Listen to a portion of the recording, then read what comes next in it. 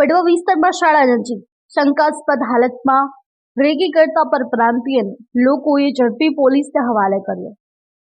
પરપ્રાંતીય શખ્સ બાળકનું અપહરણ કરવાની ફિરાકમાં હોવાનો લોકોએ દાવો કર્યો.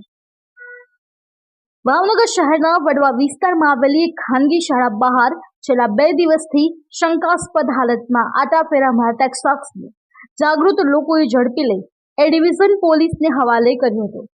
આ શખ્સ શાળામાં ભણતા વિદ્યાર્થીનું અપહરણ કરવાની ફિરાકમાં હોવાનું લોકોએ જણાવ્યું છે.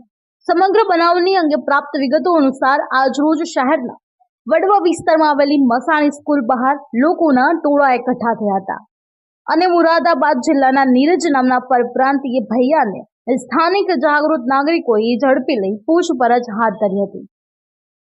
આ અંગે લોકોએ જણાવ્યું હતું કે આ નીરજ નામનો શખ્સ છેલ્લા 2 દિવસથી સ્કૂલ બહાર આટાફેરા મારતો હતો. તેની પાસેથી મીઠાઈ તેમજ બિસ્કિટના પેકેટ મળી આવ્યા છે અને પૂછપરછમાં ગોળ ગોળ વાતો કરતો હોવાનું જણાવ્યું હતું.